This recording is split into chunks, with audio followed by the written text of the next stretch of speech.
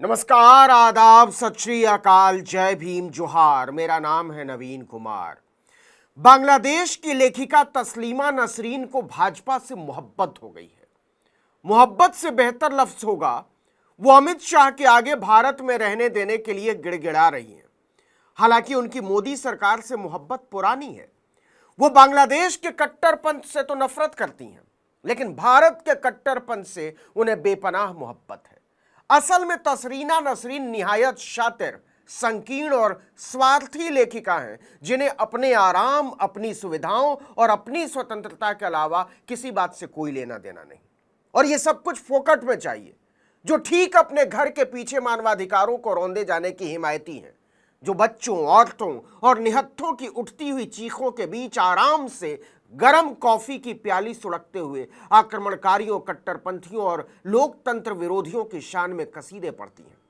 इसीलिए वो भारत में गैर कानूनी तरीके से रहने के बावजूद सीधे गृह मंत्री से सार्वजनिक संवाद करती हैं। तस्लीमा नसरीन पहले दिन से जानती थीं कि उनके पास लेखन का कोई ऐसा शिल्प, कथ्य या शैली नहीं है जिसकी वजह से वो दुनिया के मशहूर या महान लेखकों में शुमार हो सकें।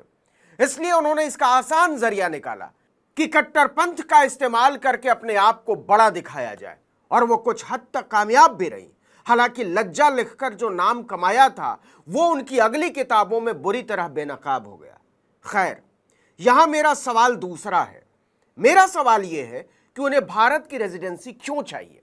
इसे और सीधा कर दें तो वो भारत में रहने देने की इजाजत क्यों मांग रही हैं। उन्होंने सीधे अमित शाह को संबोधित एक ट्वीट किया है। जी हां, ट्वीट, पहले उसको पढ़ लीजिए, फिर तस्लीमा नसरीन की होशियारी और उनके विरोधाभासों पर आएंगे। उन्होंने लिखा है, प्रिय अमित शाह जी, नमस्कार। मैं भारत में रहती हूं क्योंकि मैं इस महान देश को प्यार करती हूं। वाह, क्या बात है। यह पिछले 20 साल से मेरा दूसरा घर है, लेकिन गृह मंत्रालय मेरा रेजिडेंस परमिट 22 जुलाई से नहीं बढ़ा रहा है। मैं बहुत परेशान हूं। अगर आप मुझे भारत में रहने देंगे तो बहुत एहसानमंद रहूंगी, बहुत सम्मान।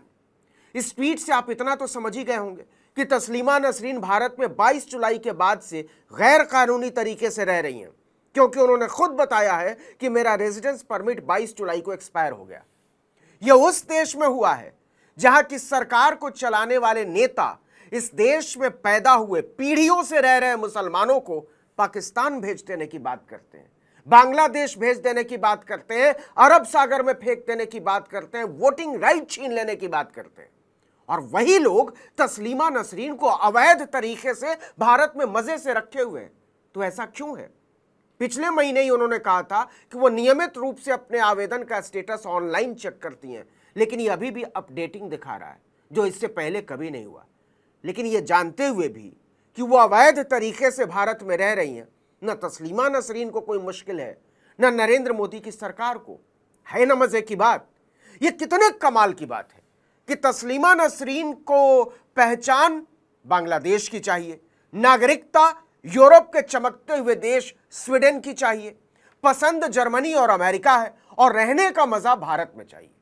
और मोदी की महानता देखिए कि वो महीनों से बिना किसी कागज के तस्लीमा नसरीन को रखे हुए हैं, और यहां भारत के मुसलमानों से कहा जा रहा है कि अपने पुरखों के कागज दिखाओ, और नहीं तो तुमको डिटेंशन सेंटर में डाल देंगे। कभी आपने सुना कि तस्लीमा नसरीन ने इस पर एक लफ्ज कहा हो? लेकिन क्या अद्भुत बात है कि इसके बावजूद एक जमात उन्हें एक क्रांतिकारी लेखिका साबित करता चला आ रहा है। आपको नहीं पता तो बता दें कि तस्लीमा नसरीन को मोदी सरकार की नीतियां बेहद पसंद है, और हम उन्हें शातिर क्यों बोल रहे हैं इसको भी समझ लीजिए। जब भारत के अल्पसंख्यक सीएए के खिलाफ सड़कों पर थे और सरकार बेरहमी से उन्हें कुचल रही थी, तो तस्लीमा नसरीन ने खुलकर सीएए का समर्थन किया था। उन्होंने सीए लागू करने के लिए मोदी सरकार की सराहना करते हुए कहा था कि धार्मिक उत्पीड़न से बचने के लिए पड़ोसी देशों के हिंदू, सिख, बौद्ध, जैन, पारसी और ईसाई समुदाय को नागरिकता देना अल्पसंख्यकों की सुरक्षा के लिए जरूरी था। वो समान नागरिक संहिता यानी यूनिफॉर्म सिविल कोड लागू करने की भी हिमायती हैं। वो खुलकर कहती हैं कि समान नागरिक संहिता से ही सच्ची धर्मनिरपेक्षता और प्रगतिशीलता आ सकती है। क्या बात है। तस्लीमा नसरीन ने शातिराना तरीके से मोदी सरकार का विश्वास हासिल करने के लिए भारत में मुसलमानों के दमन पर चुप्पी साधे रखी। इसी शातिरपने का विस्तार था कि वो इस्लामी मजहबी कट्टरपंथ पर तो खुलकर हमलावर रहीं, लेकिन जब बात मुसलमानों के घरों पर बुलडोजर चलाने की आई, उन्हें जेलों में डालने की आई, उन्हें झूठे मामलों में बरसों बरस फंसाने की आई, उनकी मॉब लिंचिंग की आई, तो तस्लीमा नसरीन की जुबान को काट मार गया। क्योंकि यह बात उन्हें अच्छी तरह पता है कि जैसे ही उन्होंने अपने झूठे विद्रोही तेवर के केंद्र में गेरुआ कट्टरपंथ को शामिल किया, वो भारत की मौजूदा सरकार के निशाने पर आ जाएंगे। और ये उन्हें हरगिज नहीं चाहिए। ऐसा नहीं कि तस्लीमा नसरीन को पता नहीं कि जो हो रहा है वो गलत है, उन्हें यह अच्छी तरह पता है, लेकिन उनकी लाइन बड़ी साफ है, अपने आराम से समझौता नहीं होना चाहिए, वरना सदियों के कागजात होने के बावजूद अपने घर अपनी जमीन से बेदखल किए जा रहे मुसलमानों के मुल्क में बिना कागज दिखाए हुए डंके की चोट पर रहने की सरकारी वैधता छिन जाएगी। आप इस बात पर हैरान हो सकते हैं कि तस्लीमा नसरीन 2011 से भारत में रह रही। उन्हें धार्मिक कट्टरपंथ की आलोचना के कारण बांग्लादेश छोड़ना पड़ा था, लेकिन उन्हें भारत के कट्टरपंथ से कोई दिक्कत नहीं है। उल्टा उन्हें इससे मोहब्बत है, क्योंकि वो इसकी लाभार्थी हैं। अगर ऐसा नहीं होता तो परमिट खत्म हो जाने के बाद भी ऐलानिया तौर पर गैर कानूनी तरीके से भारत में रहना कहाँ मुमकिन हो पाता। आपको बता दें, वो स्वीडन की नागरिक है, चाहती तो वहां जा सकती थी, इंतजार कर सकती थी अप्रूवल का, लेकिन ना।